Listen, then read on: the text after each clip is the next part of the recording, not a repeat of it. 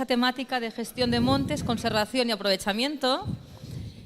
Y nuestro primer ponente de la tarde es Carlos Mata, que nos presenta el trabajo análisis de la rentabilidad de la valoración energética de residuos forestales en el sur de la provincia de Burgos. Cuando quieras, Carlos. Hola, buenas tardes. Soy Carlos Mata. Vamos a hablar de la valoración de los residuos forestales con destino bioenergético en un proyecto que se ha desarrollado en los montes de utilidad pública de la provincia de Burgos. Bueno, el destino energético es ancestral, primero a través de leñas con destino a calefacciones de hogar, de hornos para carboneras, obtener carbón, para obtener mineral de hierro. A partir de las leñas, pues se desarrollaron ya leñas, carbón vegetal y más recientemente con las estufas de ya mejor rendimientos energéticos, ya tenemos toda la variación desde astillas, briquetas, pellets. El problema de este tipo de material es que la materia prima para dar lugar a este tipo de pellets compite con las industrias del tablero y compite en desventaja. Seguramente, como ya veremos, por la presencia de una operación que es el astillado, que encarece sobremanera los costes de los pellets. Bueno, ¿qué solución o qué posibles soluciones tenemos para la industria con destino energético termoeléctrico? Pues la búsqueda de material que no sea apto para la trituración con destino a tablero, seguramente por la presencia en mayor proporción de cortezas, de acículas, que hacen que las condiciones físicas de los tableros pues no sean aptas para utilizar este material. Bueno, ejemplos varios tenemos. El anterior, es un de pino silvestre, con muchísima proporción de corteza, aquí con muchísima presencia de acícula. Y qué decir de esta fotografía, desde pino piñonero, que evidentemente no es apto de ninguna de las maneras para la industria del tablero. Bueno, ¿qué queremos buscar? Pasar de una situación de tratamientos silvícolas, de esta situación inicial, a conseguir astilla. ¿Qué experiencia hemos hecho en Burgos? Bueno, en 14 escenarios de 9 montes de la provincia de Burgos, situados en la zona sur de la provincia, 8 montes de utilidad pública y un monte de libre disposición consorciado, sobre 3 especies, pino silvestre, negro y piñonero, se han realizado una serie de tratamientos silvícolas sobre montes bravos, regeneraciones adelantadas sobre latizales medios y latizales medios y altos. Bueno, aquí tenemos la ubicación, toda en la zona de ámbito supramediterráneo de varios montes de la provincia de Burgos, más concretamente en las comarcas forestales de Quintanar de la Sierra y Huerta del Rey, y uno de ellos en Aranda de Duero y otro en Lerma. Bueno, ¿qué clase de productos, sobre qué clase de masas hemos trabajado? Por montes bravos de pino silvestre, con residuos inferiores a 10 centímetros, regeneraciones adelantadas de pino pináster y latizales medios y altos, y una serie de escenarios un poco distintos. Bueno, aquí tenemos una masa de pino piñonero, un latizal medio, y masas mixtas de pino piñonero y pino silvestre. Bueno, dentro de las 5 fases de las que compondría la producción termoeléctrica de residuos forestales, nosotros nos hemos concentrado en las intermedias. Los tratamientos silvícolas operarían dentro de propuestas de tratamientos silvícolas y la transformación termoeléctrica es en la fase industrial, de la cual nosotros no participamos. Nosotros nos dedicamos al desembosque, astillado y puerta de industria. Y sobre estos 3 elementos hemos calculado una serie de costes y beneficios. Bueno, habitualmente en tratamientos o escenarios cuyo destino no es la biomasa, es una copia de material en el centro de la calle y un posterior triturado con tractor de ruedas o de cadenas y de desbrozadora de martillos. A cambio, ¿cuál es el nuevo escenario? Pues una copia lateral en las calles abiertas con objeto de ser desemboscados mediante la maquinaria. ¿Cómo se desembosca? Bueno, hemos utilizado dos elementos. Un tractor de ruedas o agrícola forestal con un tractor que va recogiendo el material copiado con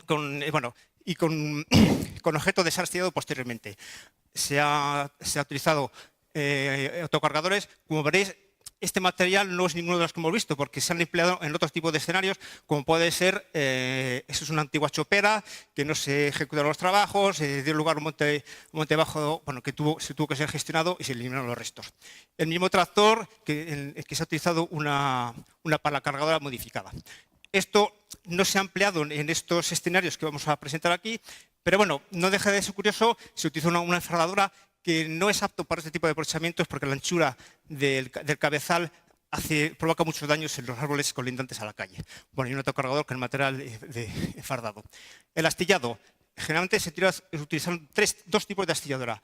De cuchillas, que como puede ser esta, y en aquellos escenarios en que había mucha presencia de arenas o material que dañaba las cuchillas, se tuvieron que emplear de martillos. Y también por la ausencia generalizada de astilladoras en el mercado. Bueno, y ya cuando las condiciones eran muy pésimas, con muchísima presencia de arenas, se empleó otro tipo de martillos mucho más robusta. Bueno, y para el transporte, los pisos móviles.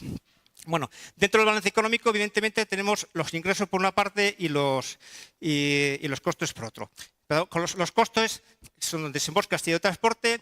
En cuanto al astillado, es un coste fijo. Bueno, no te equivocas si es 10, 11 euros, 10,5 euros la tonelada. El transporte es un coste también fijo dentro de nuestro ámbito de trabajo.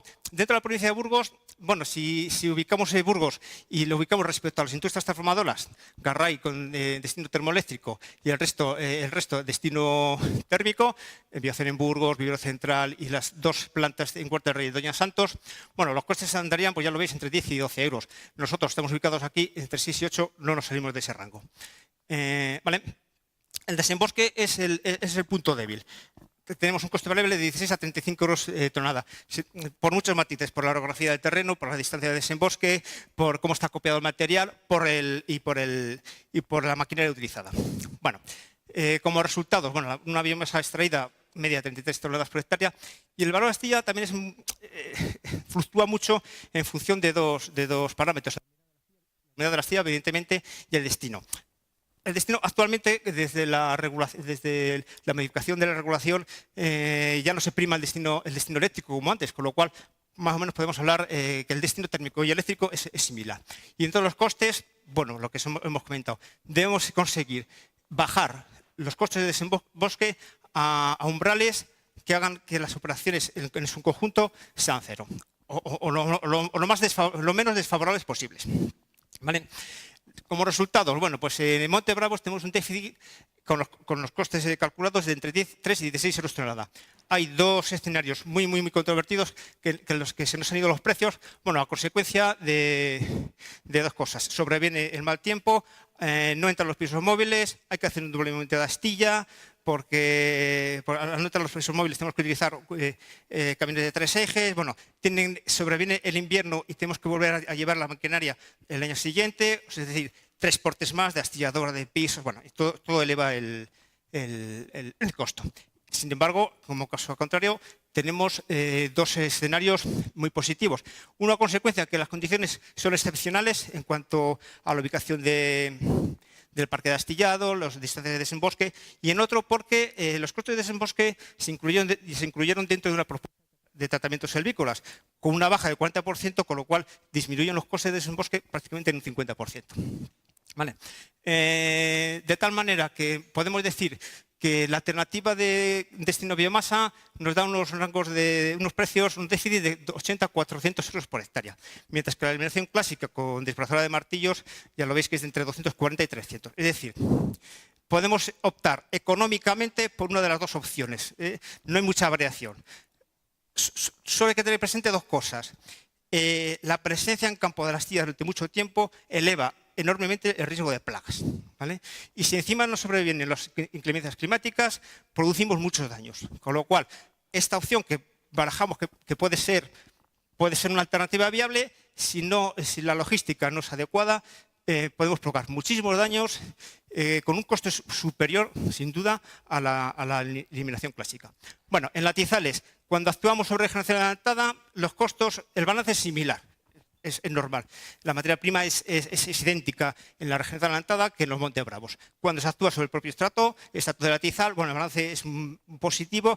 En este caso seguramente porque las condiciones en este lugar del rama eran muy idóneas y en otros porque extraemos mayor cantidad de biomasa. Bueno, el desembosque es la operación crítica. Es muy mejorable. ¿Por qué? Porque esto es una experiencia que los trabajos se han realizado por la administración, ¿vale? Y hay que utilizar autocargadores en detrimento de otro tipo de alternativas. Cuidado extremo en no incorporar tierra en el desembosque, en la recogida de los restos, porque eso puede dañar las cuchillas. Bueno, importantísimo, una red de pistas adecuadas para que nos entre toda la maquinaria, no solo las astilladoras, sino los pisos móviles, todo tipo de maquinarias. El parque de astillado suficientemente amplio para que nos quepan en paralelo la madera, el material a astillar, astilladora y el piso móvil, ¿vale? Y por supuesto para poder maniobrar y tal. Y que las distancias no estén ubicadas mucho más lejos de 1 kilómetro del rodal de actuación. Bueno, astillado. Utilizar preferiblemente astillas de cuchillas, dan mejor calidad de astilla. A veces las astilladoras de martillos tenemos que hacer un doble astillado que eleva el precio, ¿vale? Esto debe evitarse retraso en la ejecución de astillado de todas las operaciones. No nos puede sobrevenir el invierno, porque es suficiente para que no entren los pisos móviles, pero está comprobado que las condiciones climáticas están prolongando los ciclos biológicos de los IPS y nos dan muchísimos problemas. Bueno, un poco lo mismo, para que entre una astilladora necesitamos una buena red de pistas. Conclusiones. El destino a biomasa es una alternativa que podemos estudiar frente a la eliminación clásica. Una ventaja. Queremos mayor número de empleos por unidad de tonelada. Sin duda, de la manera clásica solo utilizamos un tractor, aquí utilizamos un autocargador, un astillado, un camión y el mantenimiento de estas máquinas. Desventajas, posibles daños, ya lo hemos dicho, y una exposición prolongada de los restos al ataque de gas. ¿Vale? Bueno, y un poco una escasa aceptación social porque se pasa de percepción de un residuo que tenemos que gestionar la administración a la percepción de unos beneficios de la cual la propiedad quiere que se participe. Hay una apertura de calles en las fases incipientes de desarrollo vegetal y la aparición de posibles plagas y daños incrementan el descontento. No se ha estudiado el impacto sobre la estructura del suelo, la extracción casi total de nutrientes y esto es importantísimo para poder incorporar la primera fase al balance. Es mecanizar la apertura de calles mediante multitaladoras con... Bueno, solo agradecer a todo el personal de la sección territorial primera que ha participado en esta experiencia. Muchas gracias.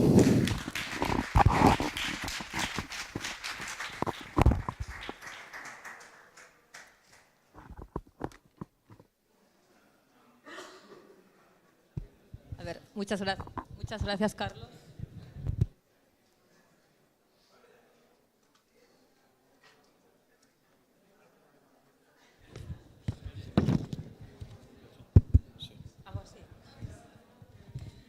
Vale, si os parece, vamos a dar espacio para una o dos preguntas para Carlos. Carlos, ¿te parece bien si hacemos ahora una ronda de una o dos preguntas? ¿No hay ninguna pregunta? Estamos todavía un poco con el efecto post-comida. A ver, allá atrás.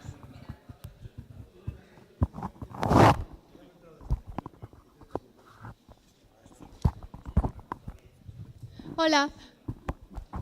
Bueno, lo primero, sí, yo soy Eva Ardao y estoy haciendo la tesis en Dublín y estoy haciendo la tesis sobre la viabilidad económica también de residuos y también la sostenibilidad. O sea, estoy mirando cómo reaccionan los suelos y por eso ahí viene mi pregunta. Bueno, y primero, antes de que se me olvide, si me puedes pasar la presentación porque ha sido muy rápido y me he quedado con muchas cosas fuera. No, me he enterado, pero me ha faltado escribir datos. ¿Cuáles esperas que sean los impactos en el suelo? Porque has hablado de los nutrientes, pero te pregunto si hay más expectativas y cómo los solventarías. Bueno, pienso que en estas fases la incorporación al suelo de nutrientes está garantizado por las propias acículas y por esa masa que queda en pie. Hablamos no lo he comentado, de Monte Bravos de 500.000 pies por hectárea. Nosotros tenemos casi un 70%, pero aún así sigue habiendo muerte natural, sigue habiendo incorporación. Yo creo que en estas fases tan incipientes no hay repercusión negativa, pero seguramente habría que hacer estudios y un seguimiento sobre la estructura del suelo, de estas extracciones. Te lo digo también porque hay ya distintos institutos que están evaluando cómo se puede a lo mejor seguir extrayendo los residuos, pero esperando a que las acículas porque al fin y al cabo lo que más nutrientes tiene es ese material verde, ¿no? Esperar a que se seque y luego volver al monte a extraer. Pero claro, eso puede implicar más costes porque está separando el desembosque a lo mejor en diferentes operaciones. Claro. Pero... Es que yo creo que esperar puede ser contraproducente para el devenir de la masa. Hay colapso. Si esperamos demasiados años, es probable que lleguemos muy tarde, ¿vale? Yo creo que hay que anticipar la extracción de este material porque además se anticipan el resto de aprovechamientos del monte. Es decir, antes va a poder llevarse a cabo el aprovechamiento de pastos, el aprovechamiento micológico, y el turístico, y anticipamos, por supuesto, la llegada de los latizales. Date cuenta que estos montes están rodados a 140 años. Este monte bravo dura casi 40. Es que cuando queremos desarrollar el resto de aprovechamiento, yo creo que hay que anticiparse. Más allá de que tenga razón, de que tenga repercusión, no lo dudo, pero creo que son mayores los beneficios a los perjuicios. Sí, hablaba más a escala corta, o sea, cortar y una vez que ya está el material ahí, dejar que se seque. O sea, no me refería a esperar años, sino simplemente separar el Si esperas a que se desembosque. seque, y nos ha pasado con los restos, es que también pierden calidad, ¿vale? Durante un año, durante un invierno, con las inclemencias del tiempo, pierden calidad para la industria. Vale. Gracias.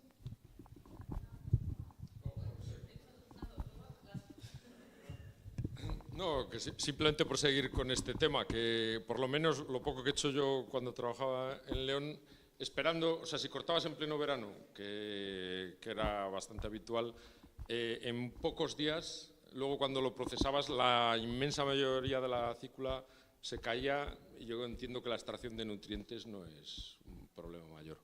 No sé en vuestro caso, ¿eh? En el nuestro, sin haber hecho un análisis edáfico, pero un poco de visu, digo, bueno, pues... O sea, Sí, iba a decir... no he hecho un seguimiento, yo creo que acículas sacamos bastante. Pero vamos, yo creo, lo que dices, no hay que hacer un seguimiento y la repercusión, evidentemente, sobre el resto de aprovechamientos es inmediato. La producción micológica asciende muy por encima de lo normal.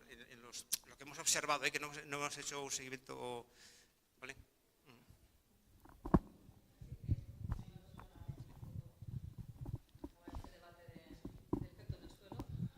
Hola, yo soy José Reque de la Universidad de Valladolid. Quería hacerte una pregunta de pronóstico. ¿Crees que esto va a más o va a menos? ¿Se mantiene? ¿Estamos en esa fase experimental? Bueno, primero, yo creo que esto depende de que la industria vea un negocio en el aprovechamiento energético de los restos de biomasa. Yo creo que ahora mismo está en la industria solar y en la eólica. Yo creo que aquí no hay... O sea, los balances de negocio para la industria son mínimos, a no ser que sea la administración que apueste.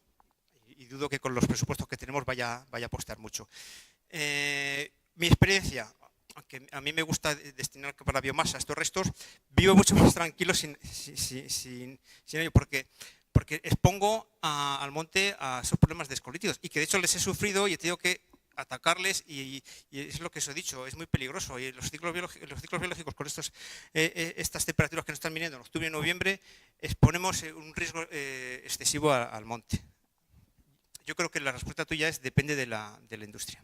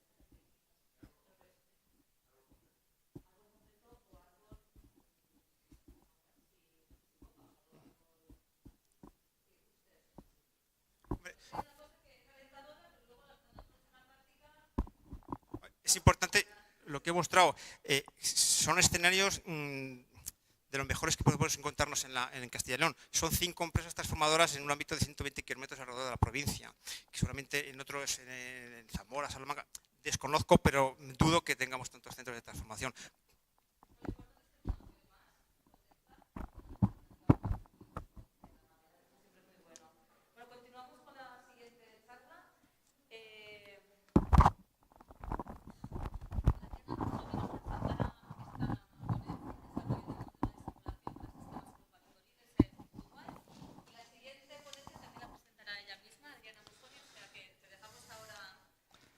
Bueno. Dos charlas continuas y luego dejaríamos espacio para algunas preguntas después de las dos ponencias. Gracias. Muy bien, muchas gracias. Bueno, muchas gracias a los organizadores del Congreso por haberse interesado en nuestro trabajo. Mi nombre es Adriana Busoni, yo trabajo en Facultad de Agronomía en la Universidad de la República del Uruguay. Les voy a mostrar, voy a hablar un poco sobre 2 trabajos que hemos hecho en el marco de este proyecto que estamos finalizando, que es el FPTA financiado por el INEA de Uruguay. Y esta es una parte, digamos, de ese proyecto, se llama Desarrollo de un modelo de simulación para sistemas silvopastoriles. En la segunda presentación me voy a extender un poquito más, un poco del sector forestal uruguayo. Ahora voy a ir un poco a cómo se desarrolló. Pero básicamente la idea es que productores ganaderos, familiares o más grandes, puedan adoptar algo de forestación, puedan introducir especies forestales para comercialización. Esto se debe a que Uruguay es un país por excelencia ganadero, o sea, su principal actividad económica es la ganadería, no es la forestación, es una actividad, este es un sector reciente, tiene apenas 20, 25 años de desarrollo en el país, pero se vislumbra una demanda sostenida de madera, tenemos proyectos industriales muy importantes en el país y al principio hubo una resistencia muy grande por parte de los productores ganaderos porque hubo un desplazamiento, hubieron más o menos ahí 1 millón y un poco más, 200.000 hectáreas que fueron ocupadas por la forestación. Entonces la idea es llegar a hacer sistemas que estén integrados. Bueno, básicamente todos acá en este congreso se habló mucho de lo que son los sistemas silvopastoriles. Para nosotros es la forestación y la pastura, o sea que bajo dosel se produce forraje con con diferentes marcos de plantación. En general nuestros sistemas son sistemas intensivos desde el punto de vista de ocupación del territorio, o sea, no son como las dehesas que hoy escuché de mañana, donde hay relativamente pocos árboles por hectárea y muy esparcidos. Aquí es más bien al revés, son más árboles pero más apretados en la línea, ahora lo vamos a ver. Entonces, básicamente árboles y ganado es un sistema que brinda servicios, pero también puede mejorar los rendimientos y los ingresos de los ganaderos, y ahí es donde ponemos el foco. Al final había introducido la diapo.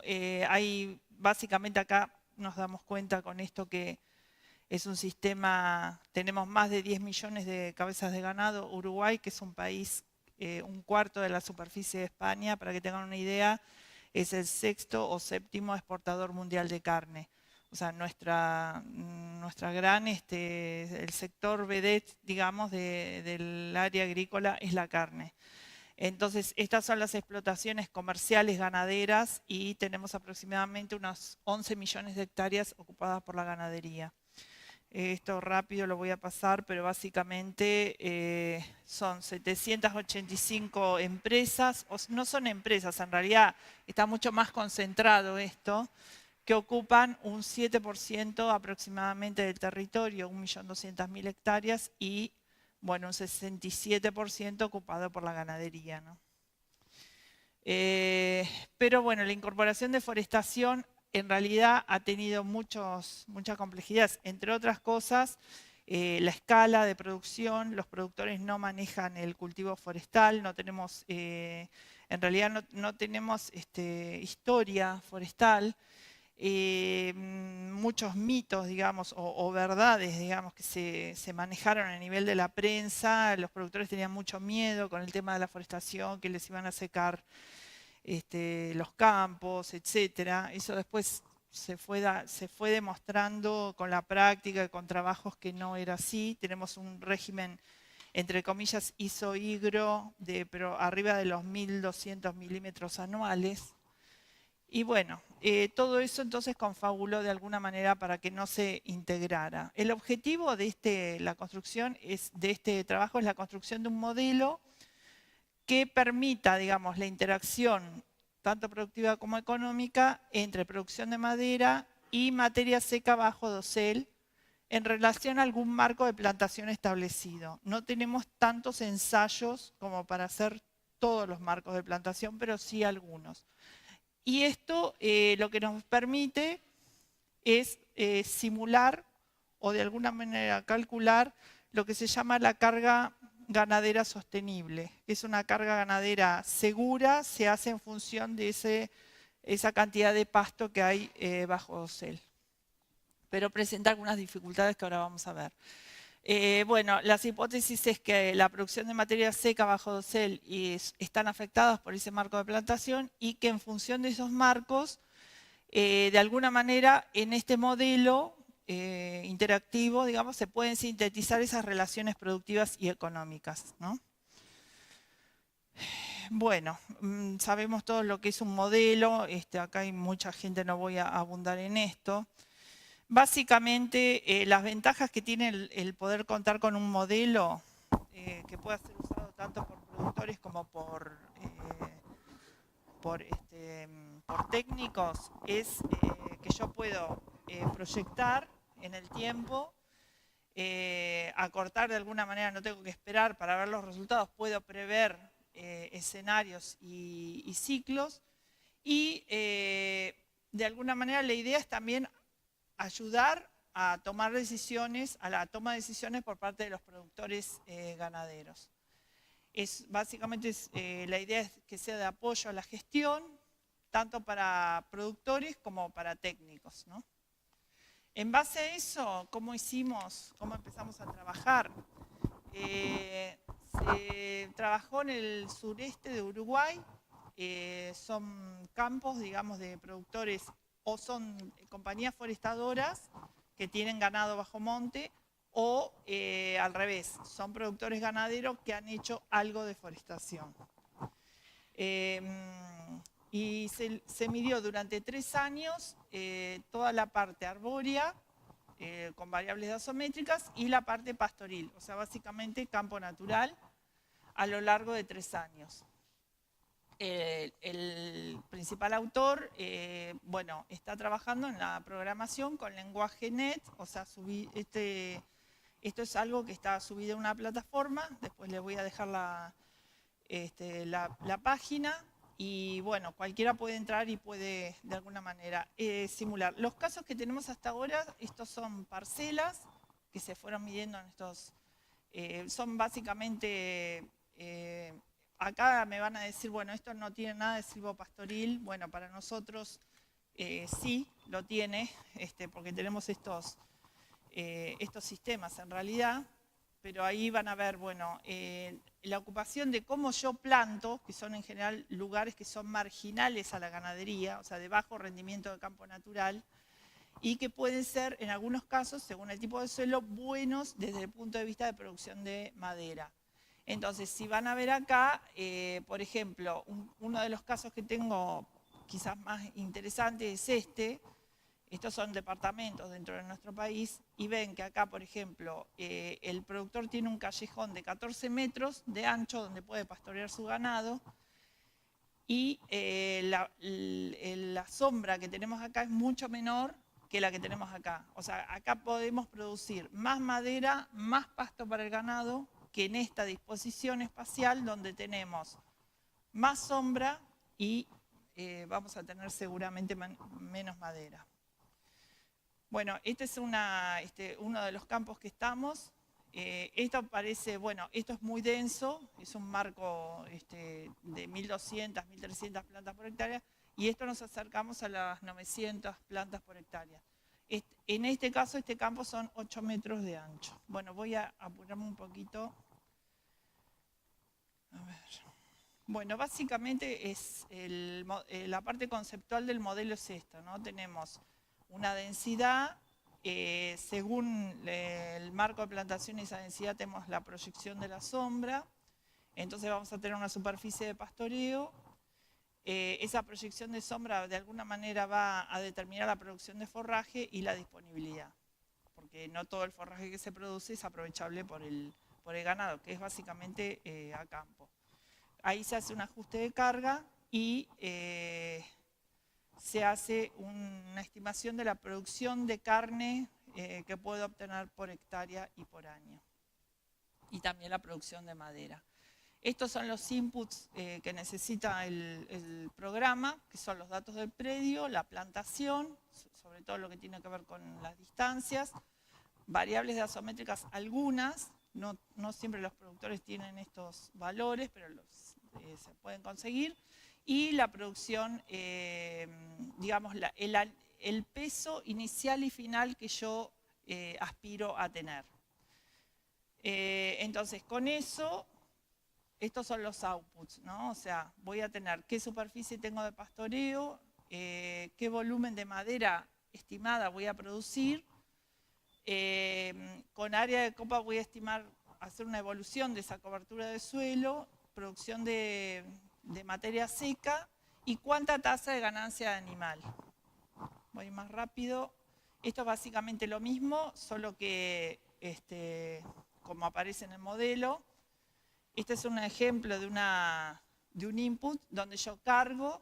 Acá se hizo, por ejemplo, una clasificación de acuerdo a cómo va evolucionando la sombra, lo que se estima, si es más abierta, efectiva, completa, según acá no aparece, pero esto lo sacamos de un trabajo español. Está en el original está. Acá está, Celedonio López Peña de la Politécnica.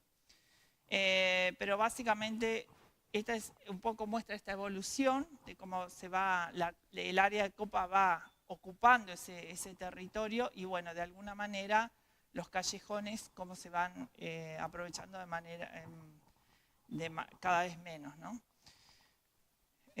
Bueno, hay otra parte de este software que tiene la parte financiera, que para el productor es fundamental. Entonces con esto podemos calcular lo que se llama, por ejemplo, diferentes escenarios de precios, un valor mínimo, medio y máximo esperado en forma conjunta. Bien. Rápidamente, la ganancia diaria, o sea, yo dije, bueno, con ese pasto que voy a tener disponible, ¿cuánto va a poder ganar ese ganado por día? Y esto lo basamos en un simulador que ya está desarrollado, que es otro de los autores, que es de producción de pasto a campo natural. Bueno, simplemente para mostrarles, me puede decir, por ejemplo, voy a tener áreas, épocas del año o de la proyección de esa plantación que voy a tener déficit, seguramente de pasto voy a tener que complementar. Entonces, de alguna manera también la ayuda a planificar. Y bueno, en definitiva, esto es un modelo que pensamos que está en una fase ya tratando de terminar. Si bien es la primera etapa, se puede transformar en una herramienta de adopción de estos sistemas y se pueden proyectar tanto variables productivas como económicas. Este es el primer paso y bueno, lo que queremos es introducir otros marcos de plantación y otros estudios para poder tener información que pueda ser interpolada y que sea más valedera. Esta es acá pueden entrar en esta página de silvopastoreo y bueno, registrándose, ustedes pueden ver cómo funciona, lo que hemos logrado que funcione ese modelo. Muchas gracias. Ahora sigue la otra.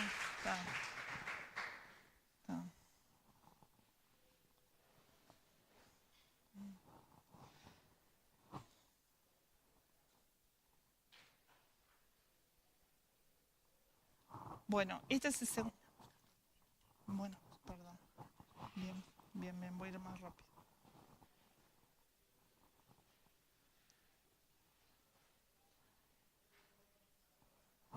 ¿Alguien que me ayude acá? No sé, no lo puedo empezar.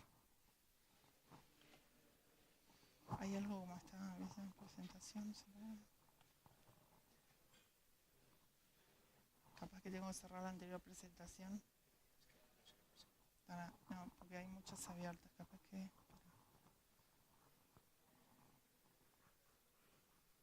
Espera, porque hay mucha cosa abierta, me parece.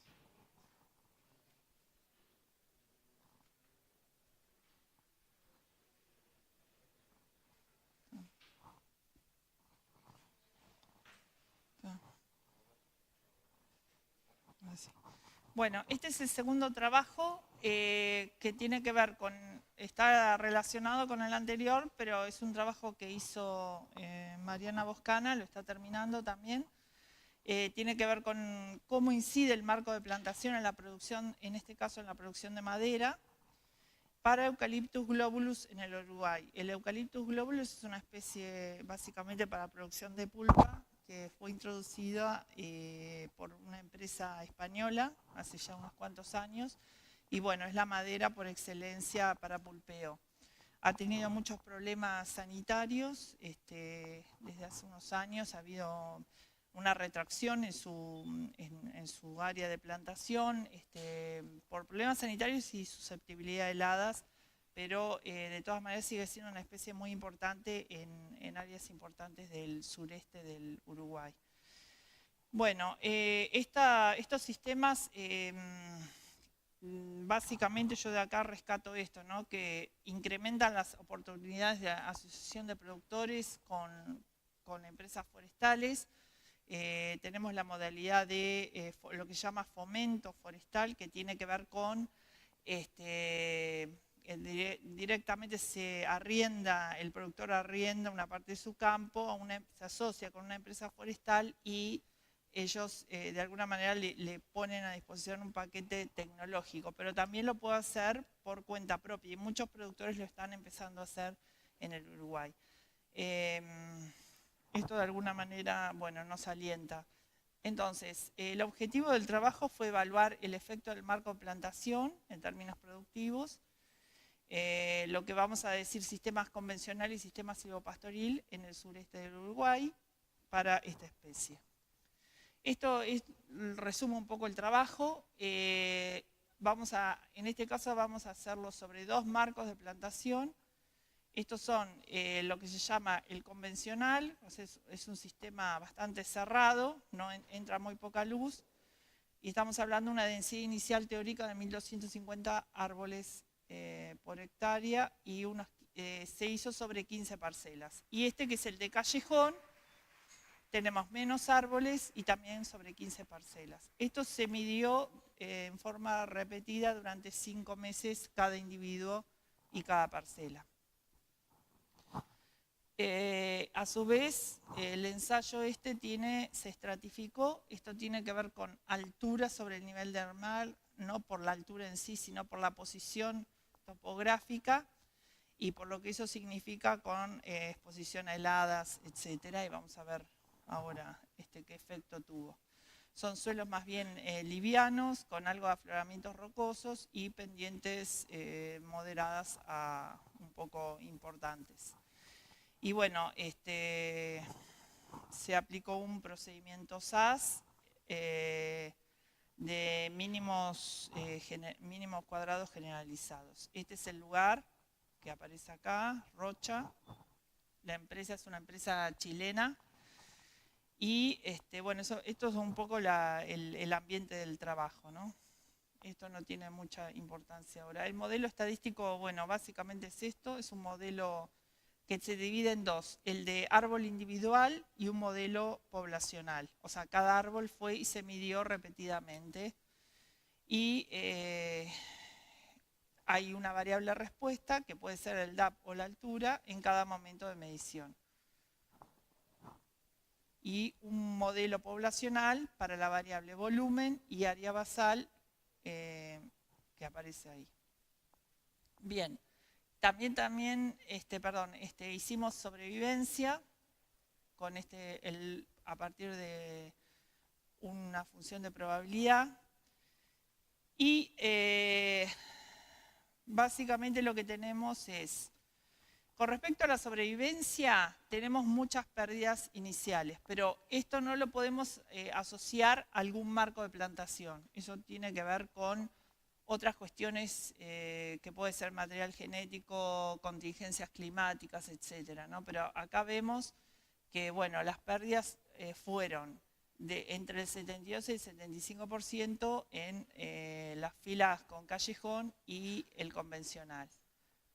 Eso es lo que tenemos para empezar. Bueno, estos son los resultados muy resumidos. Primero, no encontramos diferencias entre los sistemas, midiendo árbol a árbol, ¿no? Eso quiere decir, un árbol en promedio contra otro árbol, entre un sistema y otro, no había diferencias.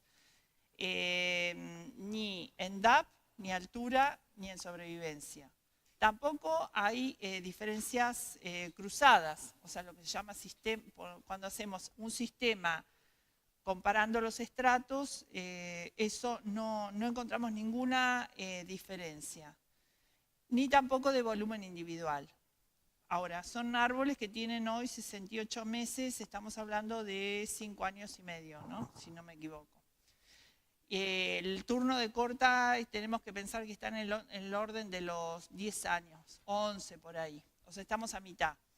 Y existen sí diferencias para todas las variables entre estratos. Quiere decir, el estrato más alto, el menos susceptible de heladas, no quiero, digo, que en parte puede explicar, ese se comportó mejor que el estrato medio y ese mejor que el estrato bajo.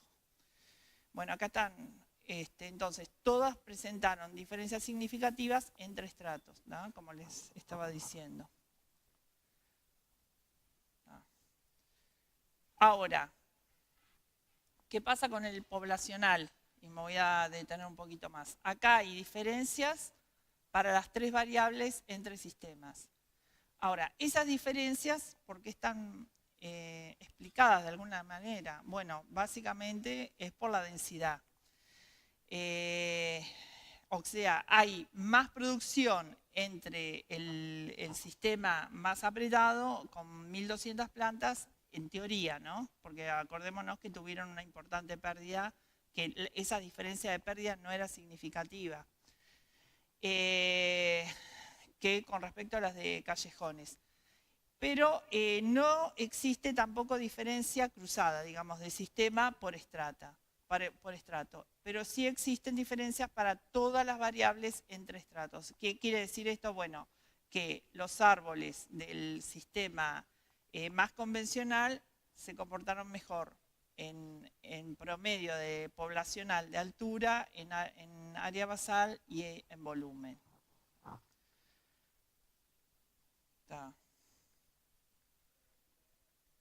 Bueno. ¿Qué conclusiones podemos sacar de esto? Primero, que el marco de plantación, de alguna manera, esto quizás no sea novedoso para la literatura forestal, para nosotros, digamos, nunca se había hecho, sobre todo hablando de densidades altas, ¿no? Porque seguimos hablando de densidades altas. No hay diferencias significativas de crecimiento individual, ni en diámetro, ni en altura. Y yo diría en este caso, puntual, tampoco en sobrevivencia. Si hay diferencias por estrato en los diámetros para todos los meses, hay un mes que no dio, pero ahí, bueno, ahí tenemos que ver qué pasó. Y para altura, las diferencias son altamente significativas para los meses evaluados. Esto pensando en individuos, no en población, ¿sí?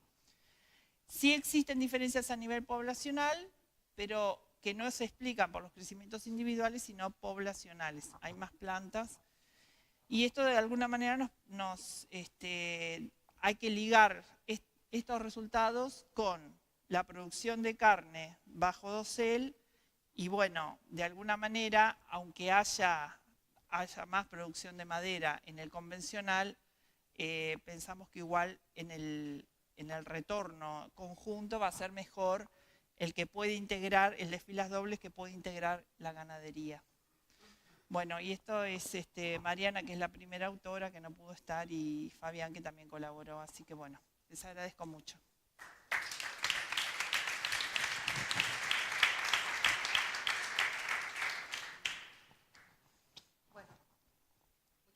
Adriana.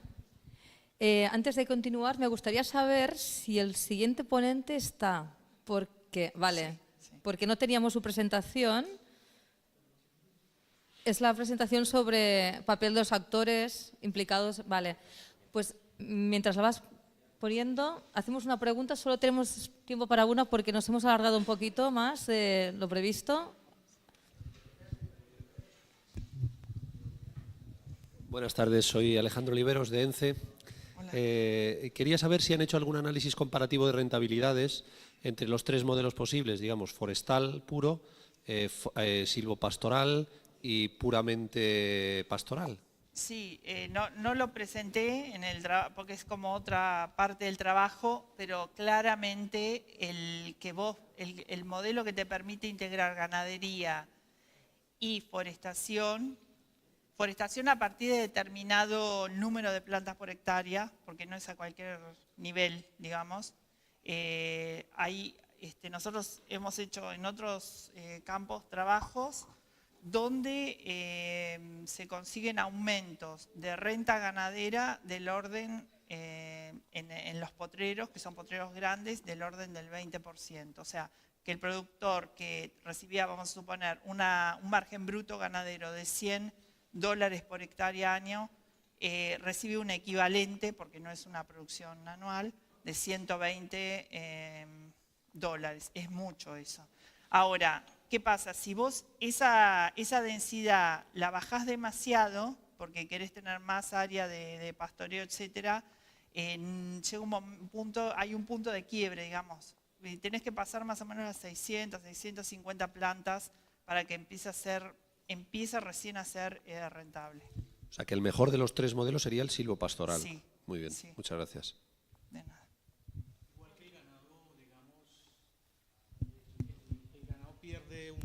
El ganado pierde humedad por el sol, sí. Y entonces al haber la cobertura, pues está más fresco y está menos estresado. Sin duda hay un aumento del confort animal, eso también lo tenemos sí. medido. Y no tenemos medido cuántos kilos más gana, pero hay una evidencia empírica que nos dice el animal va a estar mejor, va a tener menos estrés térmico y va a ganar más kilos por animal, sin duda. O sea que hay un gana-gana, digamos, es un círculo gana-gana. Bueno, muchas gracias. Bueno, muchísimas gracias. Cualquier cosa, Sí. me pongo a disposición para lo que quieran. Muy bien. Bueno, pues continuaremos con la siguiente charla. Gracias, Adriana. El siguiente ponente es Jorge.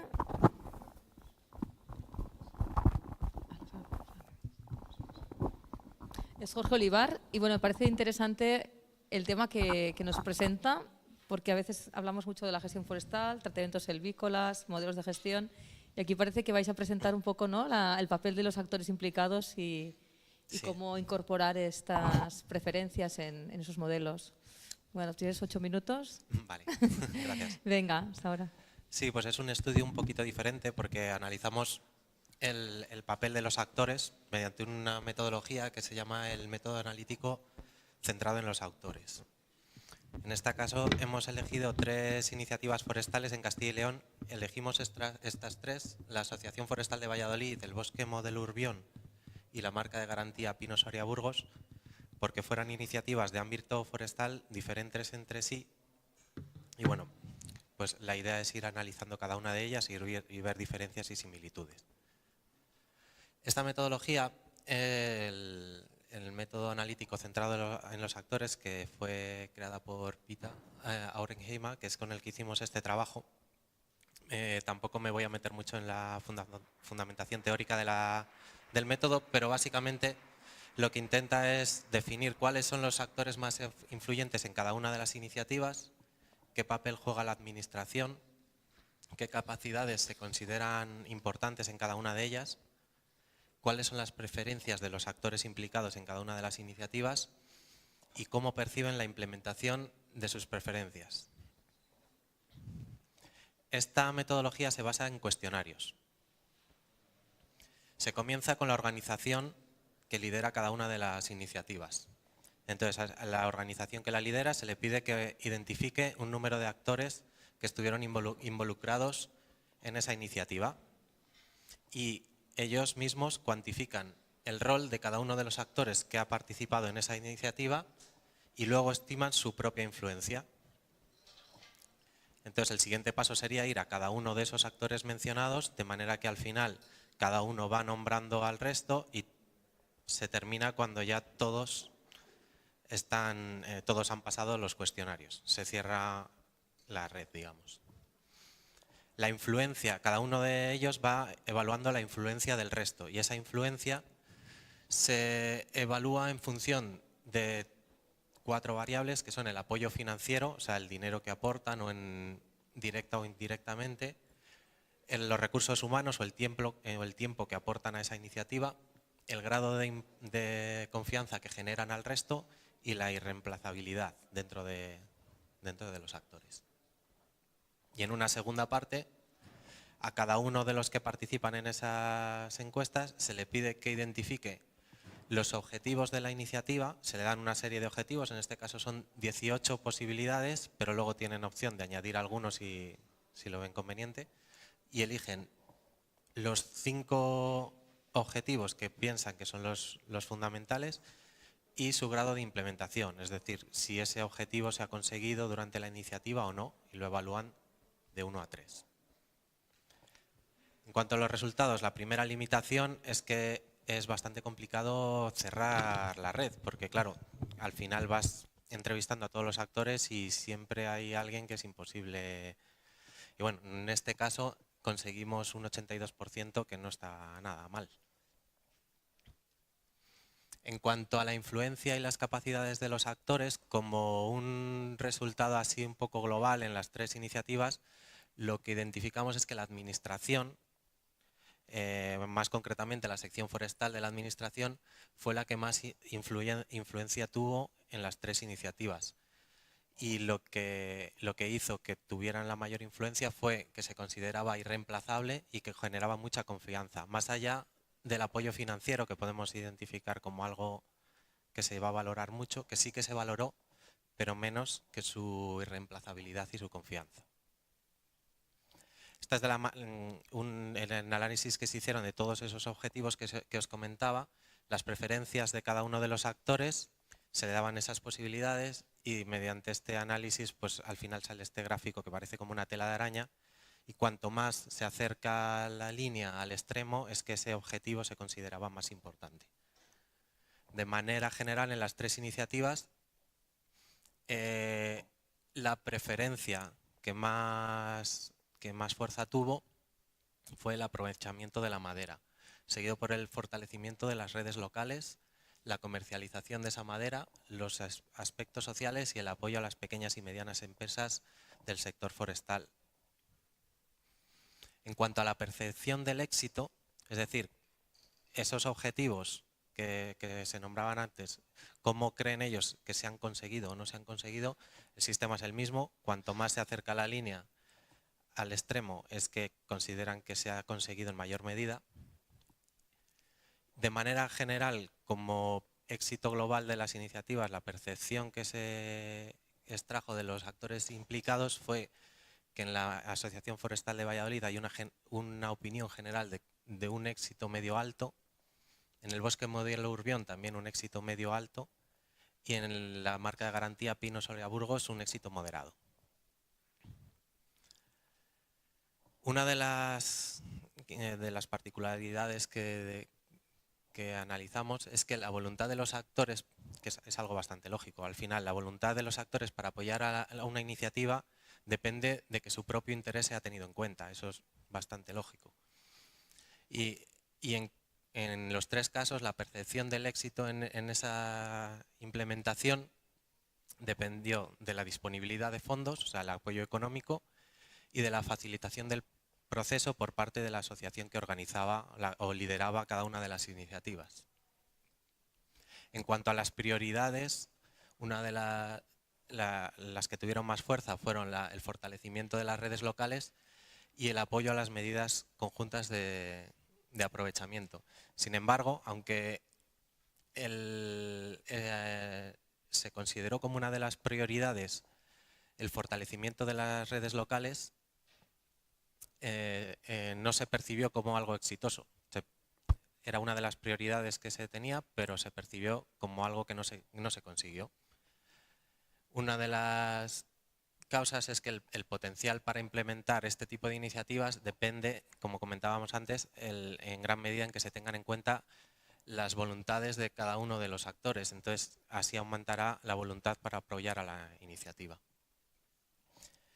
Como conclusiones generales, pues es una iniciativa que es la primera vez que la aplicamos en España. Es una iniciativa que en otros casos ha logrado analizar redes de manera realista y fiable. Sin embargo, en este caso, para tener una visión un poco más amplia y más realista de la situación, habría que aumentar el número de casos. Por ejemplo, en el caso de la Asociación Forestal de Valladolid, pues lo ideal sería analizar en el ámbito de Castilla y León pues todas las asociaciones forestales y se podrían sacar alguna conclusión más concreta. Pero de todas maneras, este tipo de estudios pueden servir como una base para mejorar el desarrollo, la formulación y la implementación de políticas forestales. Muchas gracias.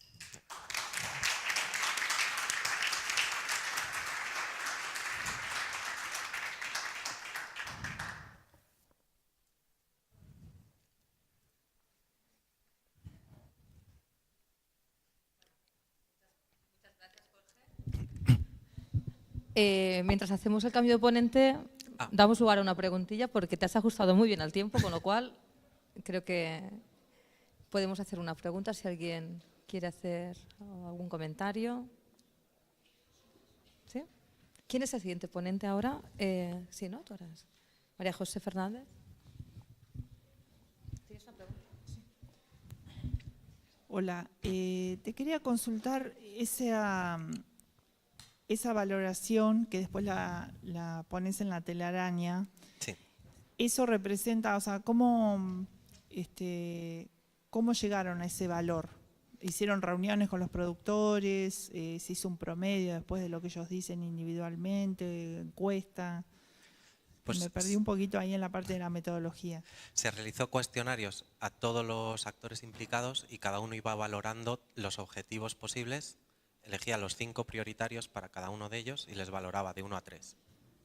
Entonces, al final, ese análisis es el resultado de todos los cuestionarios, de todos los actores implicados en la... ¿Pero esos actores estaban juntos? No, cada uno por separado. Cada uno por separado. ¿Y sí. se lo hizo personalmente sí. el cuestionario o por otro medio?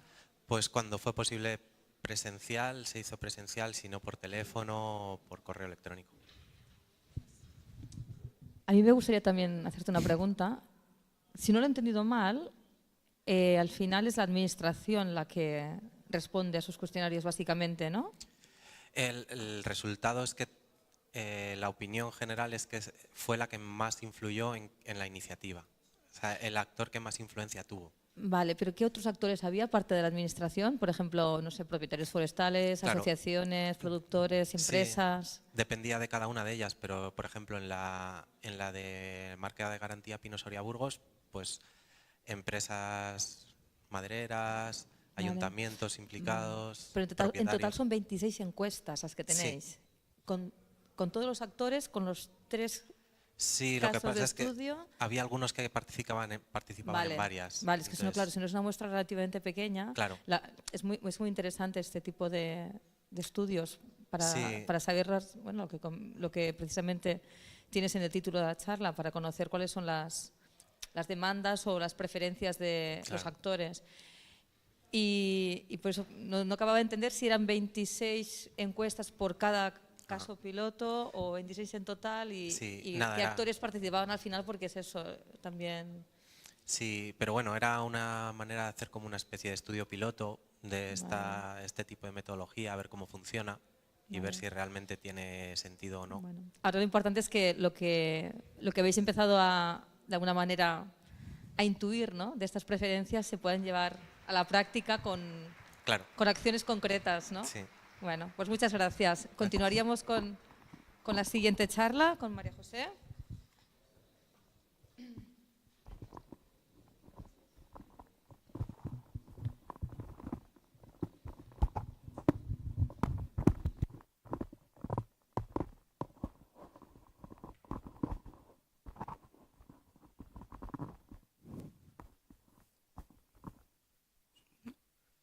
Es que no se me va a enganchar.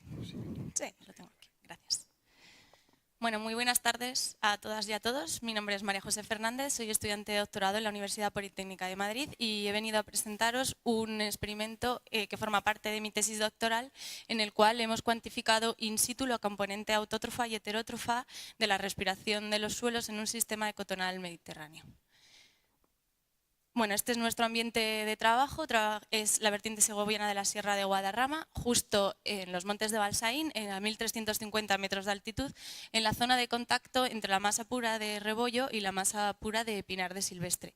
Hemos escogido en concreto este ecotono debido a que, como ya se ha dicho en este congreso y también aparece mucho en la bibliografía, el pino silvestre ha sufrido episodios de decaimiento y mortalidad del arbolado como consecuencia del cambio climático por el combinado estrés hídrico-térmico debido a este cambio climático. Y además, si a esto le unimos un cambio en el uso y en el aprovechamiento forestal, puede llegar a ocurrir que este límite de contacto entre ambas especies se vea modificado. Y esto puede tener un importante efecto en el stock de carbono de los suelos, porque en esta zona en concreto, a los 50 primeros centímetros del suelo bajo pinar almacenan el doble de stock de carbono que los suelos bajo rebollar. Teniendo en cuenta todo este contexto, pensamos que es muy importante realizar estudios a escala local que cuantifiquen de forma precisa cómo está teniendo lugar el ciclo del carbono en estos suelos, de tal manera que podamos proporcionar esta información a los gestores forestales y, en la medida de lo que sea posible, que puedan tenerlo en cuenta en la toma de decisiones que vayan a llevar a cabo con la silvicultura adaptativa frente al cambio global. Como ya sabemos, la respiración de los suelos es un componente muy importante en el balance de carbono atmosférico a nivel global, puesto que representa entre el 60 y el 90% de la emisión total de dióxido de carbono de la mayoría de los ecosistemas terrestres. A estas emisiones de dióxido de carbono la vegetación contribuye con la componente radical, y además también con la descomposición de los exudados radicales por parte de la microbiota edáfica de la rizosfera. ¿Qué ocurre? Que este carbono tiene un periodo de permanencia en el suelo muy corto y por lo tanto no nos va a influir apenas en ese almacenamiento de carbono a largo plazo del suelo. Por lo tanto, nosotros lo que queremos cuantificar es la respiración heterótrofa, aquella que, si se ve modificadas las tasas de mineralización con respecto a las de humidificación, pues el suelo puede pasar de ser un sumidero a ser una fuente de carbono. Entonces, los objetivos que nos planteamos con este trabajo es cuantificar el efecto que tiene el tipo de bosque en esas emisiones, tanto autótrofas como heterótrofas, y evaluar la influencia que tiene tanto la humedad y la temperatura del suelo, debido a que estamos en un clima mediterráneo y que hay grandes oscilaciones. Para poder realizar esto utilizamos el método de exclusión radical, que consiste en aislar un prisma del suelo por medio de la excavación de una zanja. Nosotros utilizamos unos 40 centímetros de profundidad, instalamos una malla geotextil antirraíces y además eliminamos periódicamente la vegetación herbácea de la superficie. El diseño experimental estuvo constituido por dos masas, pinar rebollar, dos tratamientos, control, donde medimos la respiración total del suelo, y exclusión radical, donde medimos la componente heterótrofa, y por medio de una diferencia entre ambas tenemos la componente autótrofa. Estas parcelas estuvieron replicadas 4 veces en campo y en cada una de ellas instalamos 2 anillos respiratorios en los cuales, por medio de las cámaras cerradas, un sistema de cámaras cerradas conectadas a un medidor por gases por infrarrojos, monitorizamos de forma mensual las emisiones de dióxido de carbono. Estos son los datos, fuimos mensualmente, tenemos 36 campañas de muestreo a lo largo de 3 años, y nada más observar los datos, pues al principio nos asustamos bastante porque vimos que la respiración en las parcelas de exclusión radical era mayor que en las parcelas control, algo pues que fue debido a que esta metodología estaba modificando el régimen hídrico de los suelos y por lo tanto había una mayor humedad, como hemos comprobado estadísticamente, en las parcelas de exclusión radical que en las parcelas control. Para poder corregir este efecto de la humedad recurrimos a modelos lineales generalizados, incluyendo las variables temperatura y humedad, y los dos factores bosque y tratamiento. Generamos una batería de modelos de diferente complejidad y escogimos aquel, a través de la teoría de la información de Keikel, el más parsimonioso, que es este que tenemos aquí, donde tenemos una interacción doble común para el tratamiento y bosque entre la temperatura y la humedad. Luego tenemos una iteración triple, bosque, tratamiento y temperatura, y finalmente una interacción entre el tratamiento y la humedad. Este modelo llega a explicar el 52% de la devianza, así que creemos que, bueno, que no está nada mal. Una vez tenemos el modelo ajustado, necesitábamos los datos de entrada. Para las variables temperatura media diaria del suelo fue sencillo porque teníamos registradores y Button instalados en campo, 3 en cada masa. Sin embargo, en el caso de la humedad no disponíamos de estos datos y entonces tuvimos que realizar un balance hídrico diario a partir de la capacidad de retención de agua disponible en el suelo, que calculamos por el método de Gandullo, y además a partir de la precipitación y de la evapotranspiración que nos proporcionó la EMET. Aquí podéis ver en la gráfica de abajo la precipitación que tuvo lugar a lo largo de los 3 años que duró el experimento, y en la gráfica de arriba podéis ver en líneas la humedad calculada por el balance hídrico y los puntos, que es la humedad que medimos en campo por medio de sondas de temperatura en las 36 campañas de medida. Al hacer una regresión entre los parámetros calculados con el balance hídrico y los medidos en campo, obtuvimos coeficientes de determinación de 0,7 en el caso del rebollo y 0,8 prácticamente en el caso del pino, o sea que estos datos consideramos que eran relativamente buenos pues, para modelizar. Y esto es el resultado de la modelización, lo que nos está prediciendo el modelo. Nada más verlo ya vemos que la respiración del suelo es distinta entre bosques. En ambos casos las tasas máximas de respiración se produjeron en primavera, cuando tenemos en el suelo las condiciones óptimas de temperatura y de humedad. También en ambos casos la componente heterótrofa fue la más importante, teniendo una contribución relativa en pinar entre el 80 y el 100% de la respiración del suelo, y en rebollar entre el 47 y el 90%. Esto pone de manifiesto la importancia que tienen los procesos de descomposición de la materia orgánica en los suelos forestales, tanto de coníferas como de frondosas. Pero lo más importante, lo más llamativo para nosotros fue la diferencia aquí entre la respiración total del suelo, que se ve en la línea continua, y la respiración heterótrofa, que es la línea discontinua. En el caso del pinar arriba se ven que las máximas diferencias se producen entre mediados del otoño y mediados de la primavera. Sin embargo, en el rebollo es al contrario, es desde primavera hasta el otoño cuando se producen esas máximas diferencias. En esta otra imagen se ve mejor. Aquí hemos graficado la contribución relativa de la respiración heterótrofa a la respiración total del suelo de una forma, o sea, para un año natural. En rojo podéis observar el rebollo y se comprueba cómo responde perfectamente la respiración radical, que sería la parte hasta completar el 100%, la parte de la figura que es blanca, cómo responde en el caso del rebollo al periodo vegetativo del árbol en este caso. De tal manera que en invierno la contribución radical es mínima, tan solo el 15%, debido a que el flujo de savia es prácticamente despreciable. Con el inicio de la primavera, esta contribución radical a la respiración se incrementa con la temperatura hasta alcanzar su contribución máxima con la brotación, los días en torno al 137 y 145. En ese momento, cuando se extiende la hoja, el árbol comienza a transpirar y a fotosintetizar, se mantiene esa respiración radical alta durante todo el verano, hasta que en torno al día 270 o 300 el árbol se reduce el flujo de savia en el árbol y deja de crecer. En el caso del pinar obtuvimos todo lo contrario.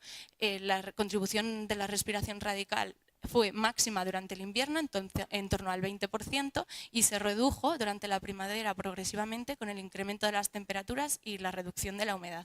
De tal manera que la contribución en verano es mínima, tan solo del 3%. Esto nos ha permitido cuantificar la respiración, esto es en términos relativos. Si nos fijamos en los términos absolutos, vemos que la respiración total del suelo fue similar en ambas masas, pero si nos fijamos en la heterotrófica, aquí abajo, vemos que fue mayor en el caso del pinar que en el caso del rebollar. En un primer momento podemos decir, bueno, es normal, ¿no? Hay mayor stock de carbono en el suelo, hay mayor desfronde, pero si el carbono perdido lo relativizamos a la unidad de carbono presente en el suelo, nos damos cuenta que el turnover o la descomposición de la materia orgánica es mucho más rápida en el roble, porque aunque es menor, la respiración heterotrófica supone tan solo el 20% del stock acumulado, mientras que en el pino, a pesar de que ser mayor, supone solo el 11%. Entonces, con todo esto, o sea, el mensaje que nos tenemos que llevar a casa es que la respiración del suelo es distinta en función del tipo de bosque, debido a la distinta sensibilidad que muestran ambas componentes, la respiración radical y la respiración heterótrofa, y por lo tanto el suelo como sistema está funcionando de forma distinta. Y de cara a un cambio global, esto puede tener implicaciones muy importantes en el ciclo del carbono. Y eso es todo. Muchas gracias.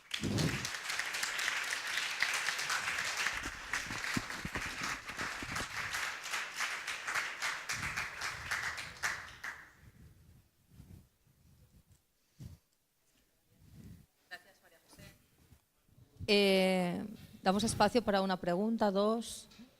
Mira, 2 preguntas tenemos ya. Pues venga. Hola, buenas. Primero, enhorabuena porque es un trabajazo. Bueno, soy Dafne de la Universidad de Valladolid y trabajamos también en masas mixtas. Y bueno, mi pregunta es si habéis tenido en cuenta algunas variables texturales en el suelo, de pedregosidad en el suelo, y cómo influyen en esa generación de raíces, y si también habéis tenido en cuenta la vegetación del sotobosque y la producción de raíces que puede tener esa vegetación del sotobosque. En realidad, en cuanto a la pedregosidad, lo que hemos tenido en cuenta en la textura ha sido para el cálculo de la capacidad de retención de agua disponible, que la textura evidentemente es distinta, es más arcillosa, el suelo es más compacto, tiene más densidad en el rebollo y es capaz de almacenar más agua. Entonces sí, eso lo hemos tenido en cuenta. En cuanto al sotobosque, al sistema radical, en Pinar prácticamente en nuestra parcela no había, y en el caso del rebollo sí que hay alguna rosácea, pero vamos, es muy singular, o sea, no creo que nos afecte en este caso. El efecto del roble es mucho más importante, del sistema radical, que además es un sistema radical bastante potente en este caso. Hola, soy Santi Sabaté del CREAFI de la Universidad de Barcelona. Nosotros también hicimos estudios de la respiración autotrófica, heterotrófica. También encontramos este efecto de cuando eliminas la transpiración, claro, el suelo no se vacía tanto de agua y tienes un poco más de agua donde has excluido las raíces. Pero otro aspecto que creo que sería interesante, no sé si lo habéis mirado, es la renovación de las raíces finas. La dinámica de las raíces finas. Porque esto, en el caso del encinar, que estudiamos ya hace años, vimos que la cantidad de carbono que se está echando en el suelo con la renovación de las raíces finas, que hace un reset anual por el estrés hídrico y que se sueltan allí, es equivalente a la producción de hojas, que vienen a ser más de 2 toneladas por hectárea y año. O sea que ahí hay una parte del carbono y muy dinámico que también podría afectar a estos cálculos. No sé si habéis mirado. Hasta ahora no lo hemos tenido en cuenta, pero sí que, porque esto en realidad los datos los dejamos de tomar el 30 de abril, entonces esto es lo que me ha dado tiempo a hacer hasta ahora.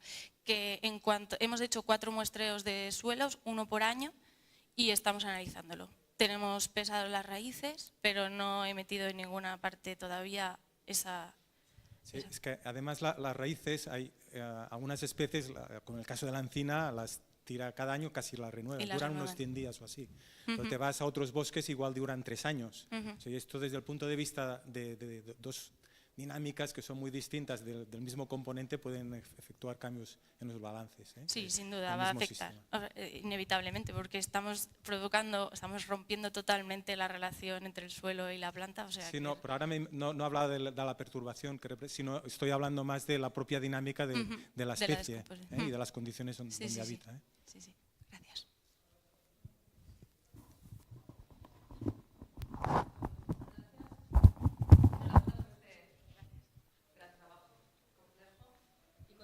Con el siguiente ponente, que creo que son 2 ponentes en esta ponencia, ¿no? Es que ahora... Yo creo que me quedo en la mano, ¿no? ¿El qué? ¿El que te quedas en la mano? El micrófono y... Ah, vale, como que... Sí, no, pues sí, yo creo que también, ¿eh?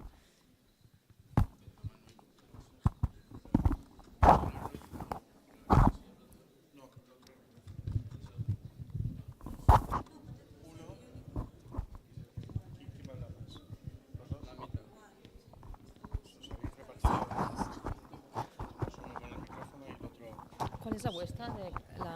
¿Cuál era? Este. Vale. Vale. Intentar ajustar el tiempo, como sois dos, que no se duplique el tiempo. El micrófono, ¿vale? Sí. Lo único es pégatelo, porque si no, si lo dejas una puerta, 4 dedos. No se oye, aquí sí. Bueno.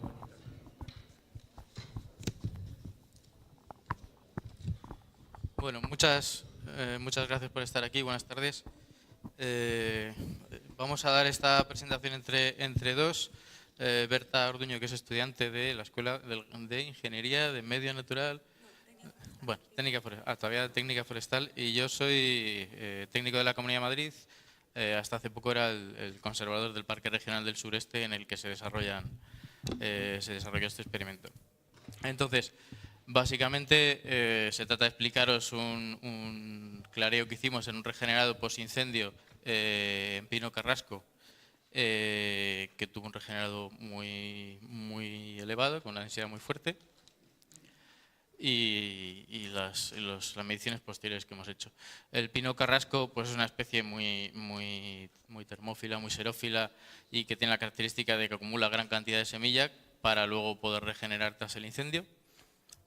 Otra característica de la especie es que está muy poco o relativamente menos estudiada que otras especies, porque tiene un carácter productivo escaso, con lo cual ha demostrado menos interés. Y hay menos estudios sobre su silvicultura y sobre especialmente hay pocos estudios o pocas publicaciones sobre claras por lo alto. Generalmente la silvicultura está enfocada a claras por lo bajo para mejorar la estabilidad de la masa, y no se han hecho muchas experiencias de claras o clareos, como es este caso, por lo alto. El Parque Regional del Sureste, en el que tiene lugar este tratamiento, tiene la principal característica de que es un parque muy periurbano, que eso es Madrid.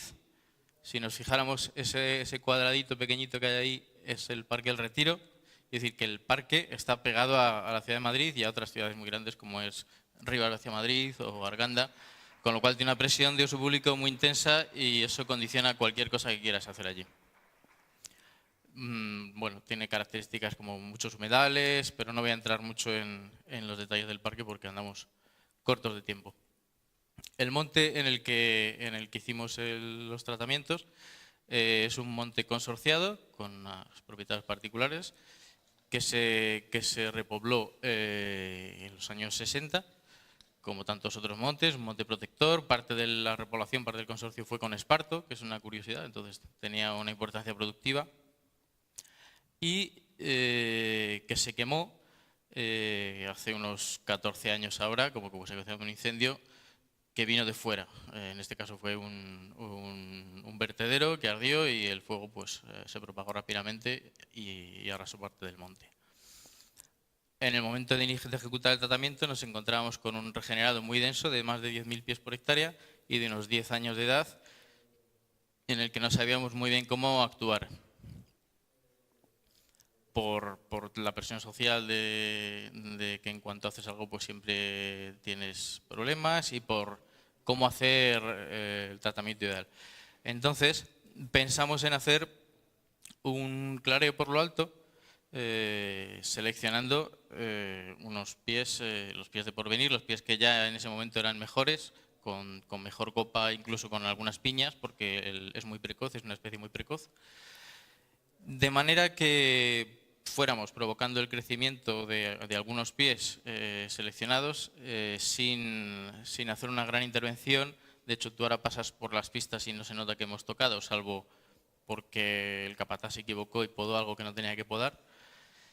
Y otra de las condiciones que nos llevó a plantear este tratamiento es hacer la mínima intervención, puesto que como es un monte que es muy probable que se vuelva a quemar, hay que ser realistas porque hay muchos posibles focos de incendios. De hecho, hace 2 años ha habido otro incendio que ha quemado otra parte de este monte.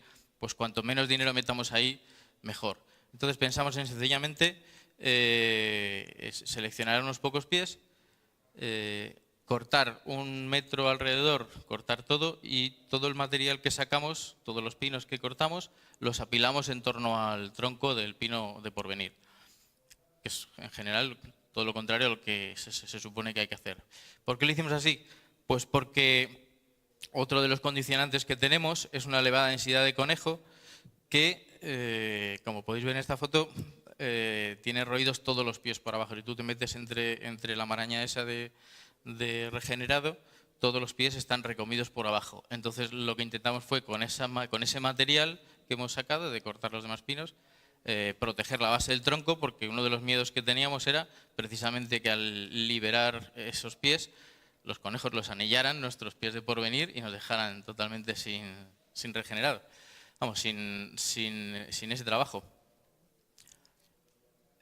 Finalmente es una de las grandes conclusiones, que es que están todos ahí, hemos conseguido que no se los coman. Y en el resto de la masa se dejó sin ejecutar, sin intervenir.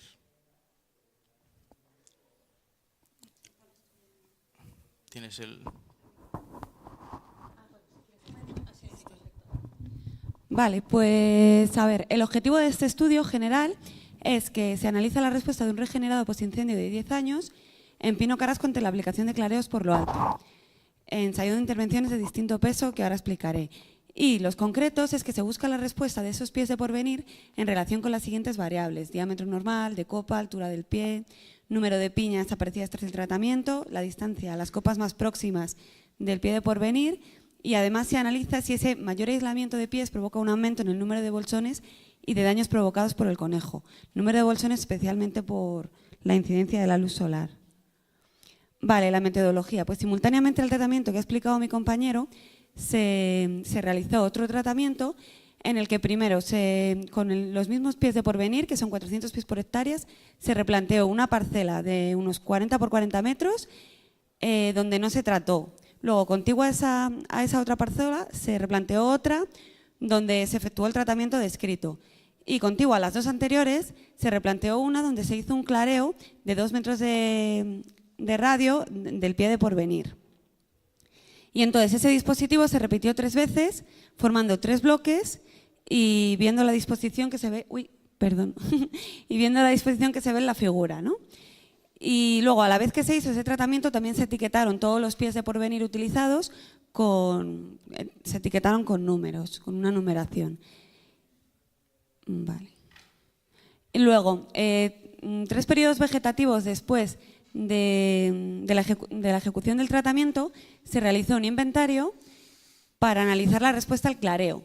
En ese inventario se midieron las variables de diámetro normal, diámetro de copa, distancia mínima a la copa de los pies más próximos, la altura del inicio de la copa viva, el número de piñas maduradas en otoño de 2015 y 2016, los daños por conejo, los números de bolsones de precesionaria y si había presencia de datos de perforadores. Y luego, el radio real de aplicación del clareo y el pie parcialmente en raso se utilizó para filtrar esos datos. Vale. Y luego, todas estas variables se analizaron con el análisis multivariante de la varianza Omanova y estos son parte de los resultados. Pero antes que eso, viene esto. Después de Manova se realizó el primer análisis gráfico mediante diagramas de cajas y bigotes. Y si os fijáis, se ve que en todos los bloques y para todas las variables analizadas, el tratamiento 2 parece que es superior a los resultados de los otros 2.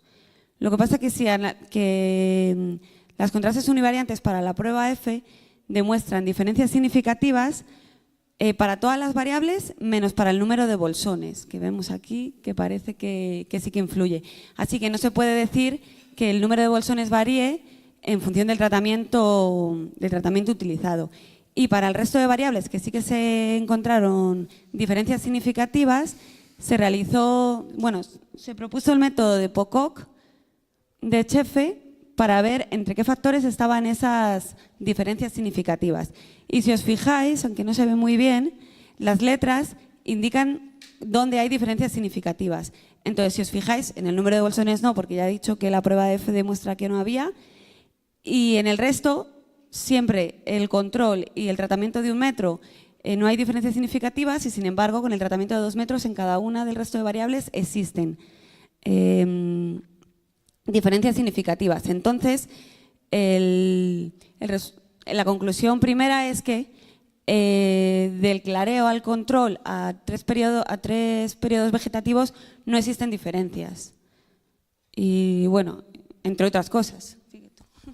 Sí, bueno, pues como principal conclusión es que los pies seleccionados pues, han sobrevivido, han persistido, porque el principal miedo que teníamos, como he explicado antes, era que los anillaran todos los conejos y que hubiéramos hecho un poco el tonto. Todavía es pronto para decir, han pasado 3 años y al final, el daño que producen los conejos depende mucho de las condiciones meteorológicas de cada invierno. O sea, si viene un invierno muy seco en el que no sale hierba, entonces puede ser que todavía sufran daños en años sucesivos. La segunda conclusión es que para el tratamiento que nosotros aplicamos, que es el de 1 metro, se ha quedado corto. Se ha quedado corto, ya hay tangencia de copas, sí que hay una mayor anchura, un mayor crecimiento medio de diámetro de copa, y bueno, hay un poco de crecimiento, pero no es significativamente, no es significativo como sí que lo es en el tratamiento de 2 metros, es decir, el tratamiento que solo hicimos en las parcelas de experimentación, que es el correcto, el de 2 metros. Y básicamente, pues esos son los resultados. Muchas gracias.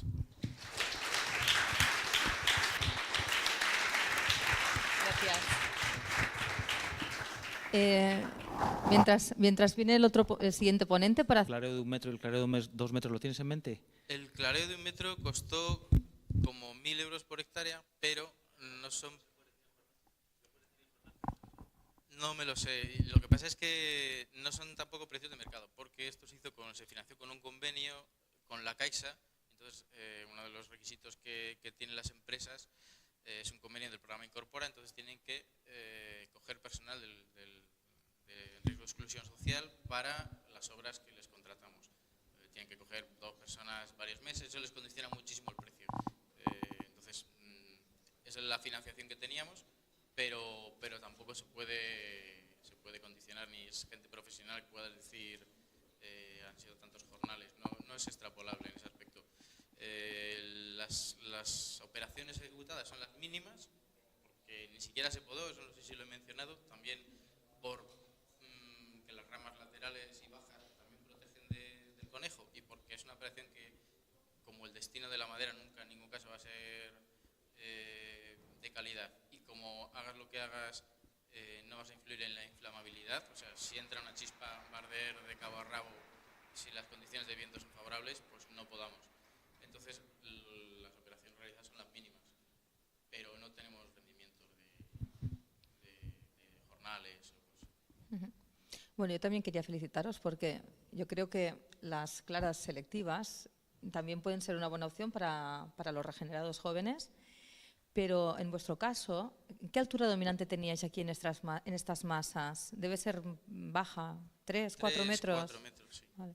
Porque es la única cosa quizás que, bueno, al menos las experiencias que hemos hecho nosotros es que las empezamos a hacer esas claras selectivas cuando hay una diferenciación natural más evidente, hacia los 6, 7 metros de altura dominante. Y hemos trabajado bastante con las claras selectivas en regenerados, un poco para eso, ¿no? Reducir costes, porque es muy caro actuar en estos estadios, y más cuando lo que comentas, ¿no? Que no te garantice que vas a un fuego y se te queme. Entonces, bueno, no sé, lo digo por si tenéis zonas con alturas dominantes mayores, va a ser mucho más gratificante el trabajo, porque sobre todo incluso podréis abrir mucho más alrededor de esos árboles, y en cuestión de 4 o 5 años veis que las copas reaccionan muy rápido. Pero bueno, pues muy bien, daríamos paso a la última charla de esta sesión.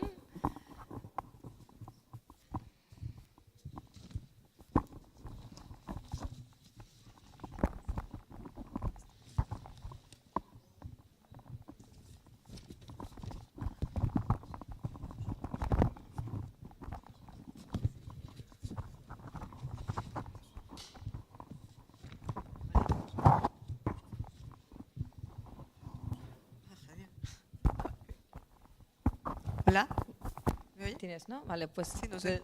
¿Me oye? Hola. Sí, se oye bien. Pues venga, la última charla es de Sarauzquiano, mediciones dendrométricas con escáner láser terrestre en bosques mixtos. Sí. Bueno, pues buenas tardes a todos. En los próximos 10 minutos esto es un poco lo que voy a presentar.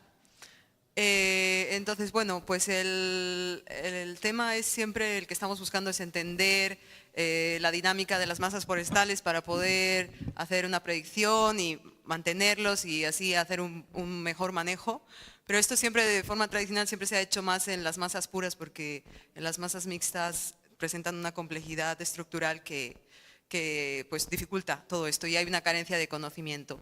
Entonces, nosotros lo que hemos visto o lo que hemos querido hacer es aprovechar la tecnología, adaptarnos y empezar un poco a ver cómo se puede empezar a entender la estructura de las masas mixtas. Que bueno, que ya otros compañeros a lo largo de estas 2 sesiones nos han explicado. Entonces, yo estoy metida, estamos metidos en el tema del LIDAR, que como sabéis, pues hay 2 tipos, el aéreo y el terrestre, y bueno, este trabajo está centrado en el terrestre.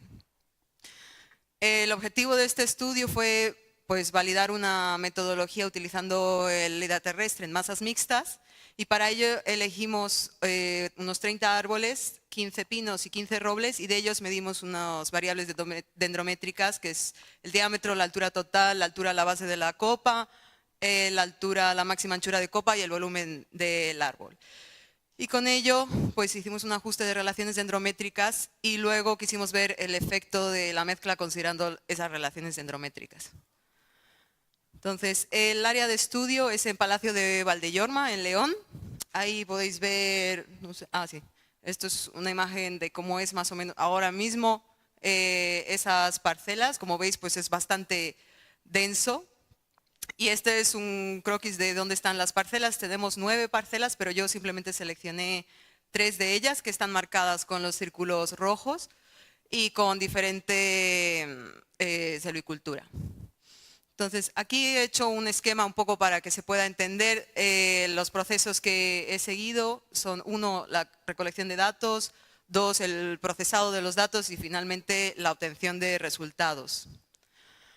El primero, la colección de datos. Bueno, pues primero que nada hicimos una georreferenciación porque los datos LIDAR pues, nos permiten obtener las medidas, pero no están georreferenciados. Entonces, para ello utilizamos un GPS subcentimétrico y entonces, pues como veis ahí en este esquema, de las 3 parcelas que seleccionamos, pues en los puntos rojos pues pusimos el GPS. Seguidamente hicimos el escaneo con el aparato que se llama Faro Focus 3D. Cada escaneo nos tomó 1 minuto 30 y según la densidad que presentaban, porque como os comenté tenían diferente silvicultura, pues hicimos 48, 24 escaneos, en total fueron 3 días, pero las horas pues dependía bastante, pues nos tomó todo el día 8 horas, hoy en las que era bastante claro, como esta de acá es la que está cortada al 50%, pues en 3 horas lo teníamos todo. Y ya pues nos fuimos al gabinete y empezamos a procesar los datos. Bueno, pues para poder alinear y poder tomar las medidas, pues usamos el software del escáner que se llama FaroSen y esto es lo que se ve de primero. Cada color representa un escaneo y como veis pues están unos sobre otros, pues lo que toca es ordenarlo. El programa es capaz de identificar dónde se han hecho los escaneos gracias a unas esferas que pusimos previamente en campo y entonces finalmente obtenemos esto que es todos los diferentes puntos de escaneo que tuvimos en la parcela. Una vez que está ordenado, esto es lo que obtenemos, la parcela. Y lo llevamos a un programa que se llama Polyworks, que es el que nos permite editar las nubes de puntos.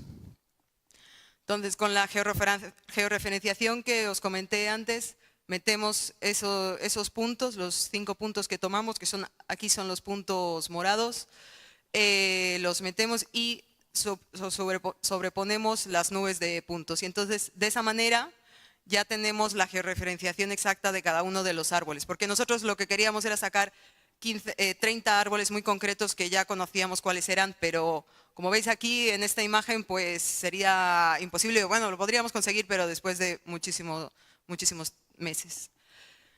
Entonces, con todo esto ya teníamos la posición de los árboles, que en este caso son estos amarillos, y entonces simplemente fuimos a ellos y aquí en esto que marco rojo, pues hacíamos una selección y ese cacho lo exportábamos a un programa que se llama CompuTree, que está desarrollado por el INRA, que es el Instituto Nacional de Investigación Agraria en Francia. Y entonces es un proceso semiautomático en el que pues esos árboles, el programa tiene un algoritmo que deja extraer el suelo. Como veis aquí, pues estamos los árboles con el suelo, aquí quitamos los suelos y es capaz de identificar cada uno de los árboles con diferente color. Entonces seleccionamos el árbol que queríamos estudiar, eliminamos el resto y aquí tenemos ya el árbol aislado. Y ya con todo eso nos pusimos a sacar los resultados.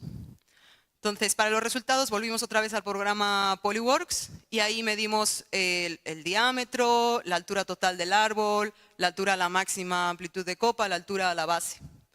Y para el volumen lo sacamos desde el programa CompuTree, que es capaz de generar envolventes cada X altura, que nosotros seleccionamos 10 centímetros, y con ello lo exportamos a una hoja de cálculo en la que ya teníamos lo que hay, el volumen que hay en cada una de las envolventes, como veis aquí.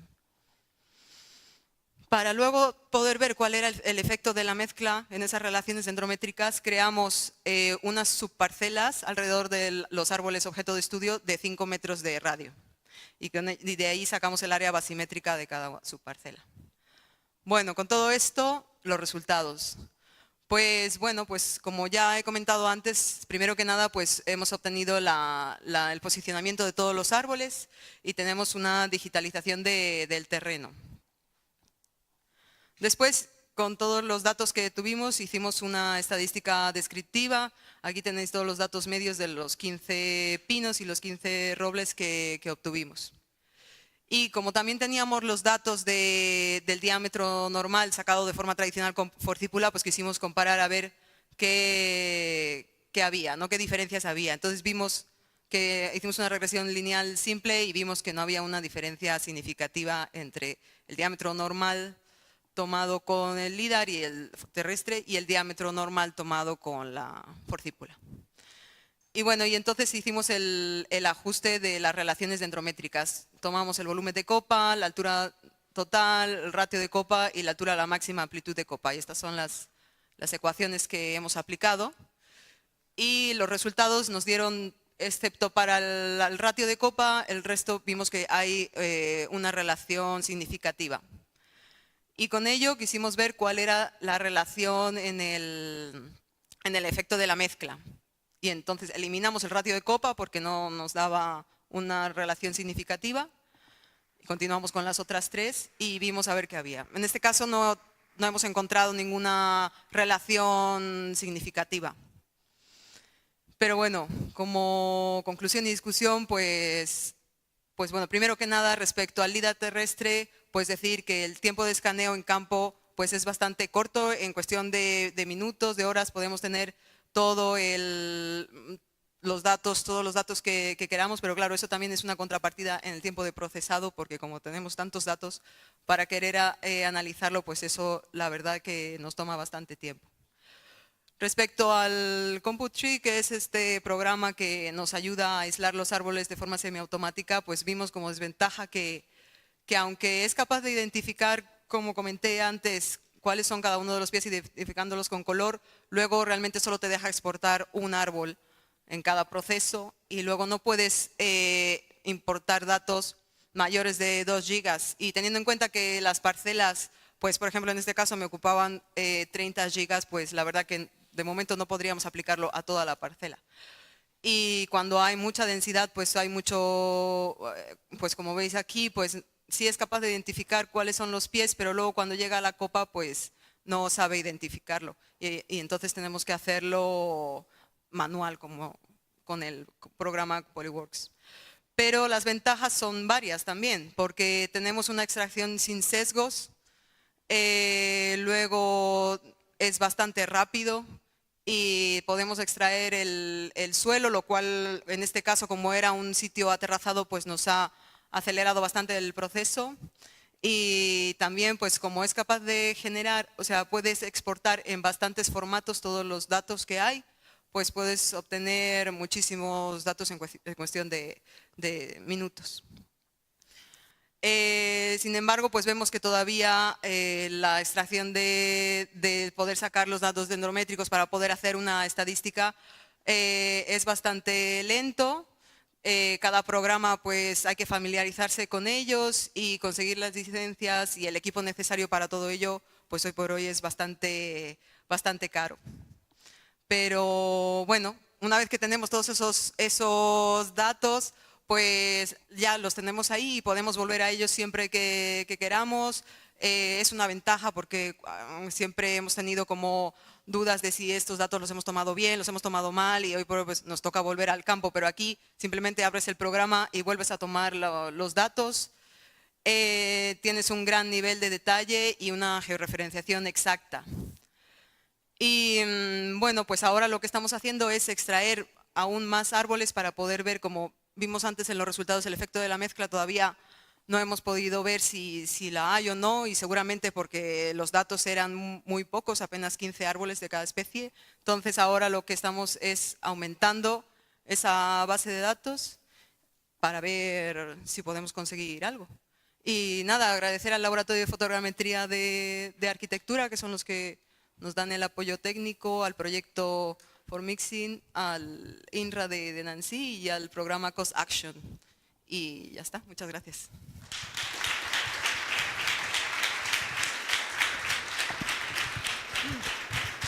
Bueno, pues gracias Sara y gracias por las recomendaciones sobre el uso del CompuTree, por si alguien algún día lo utiliza, ya sabemos. Y nada, pues para terminar la sesión terminaríamos también con una o dos preguntas para Sara, si lo deseáis.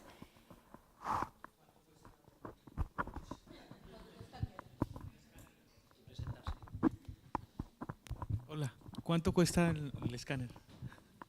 Pues está compartido en la Universidad de Valladolid, así que imagino que bastante caro. No, pero sí, creo que unos cuantos miles de euros sí que cuesta. No te sé decir Más los programas, ¿no? un precio. ¿Cuál? Más los programas. Claro, los programas, por ejemplo, el Polyworks sí que me consta que cuesta unos 45.000 la licencia. Entonces, claro. O sea, tenemos unos datos bastante exactos, pero los bolsillos vacíos. Bueno, buena pregunta, ¿eh? Porque de la aplicabilidad. ¿Alguna pregunta más? Pues si no, the last one. Sí, ¿cuántos puntos de escaneo hacen falta en una hectárea para tener una nube de puntos con un nivel de detalle adecuado? Y también me gustaría que nos comentaras cuáles serían las ventajas del LiDAR terrestre en relación con el LiDAR aéreo. Vale. Bueno, los puntos exactos no lo sé. O sea, yo sí te puedo decir que usamos la resolución más baja que tiene, porque este es un aparato que lo usan en arquitectura y normalmente pues para hacer una reproducción exacta, fidedigna de las fachadas y todo eso. Y ahí sí que usan una resolución bastante grande. Cada escaneo puede llegar a durar 1 hora si quieres, y a nosotros apenas nos toma 1 minuto 30, pero es porque hemos considerado que hemos bajado bastante la calidad porque es lo suficiente para nosotros. Y bueno, respecto a cuáles son las ventajas respecto al LiDAR aéreo, pues sobre todo que tienes la estructura de la copa entera, porque respecto al LiDAR aéreo la copa no te deja ver el tronco, y entonces aquí sí que perdemos un poco respecto a la altura total del árbol, porque si hay mucha oclusión pues también no llega, porque al fin de cuentas son infrarrojos que rebotan cada vez que encuentran un obstáculo. Entonces si hay mucha oclusión pues no llegan a ver toda la altura del árbol, pero el tronco lo tenemos totalmente exacto, y en el LiDAR aéreo pues la copa justamente impide ver el tronco. Bueno, gracias, Sara. Bueno, pues gracias a todos. Espero que hayáis disfrutado de la sesión. Ahora hay sesión de pósters, asamblea general también de la SEF a las 5:30. Y bueno, que acabéis de pasar un buen congreso.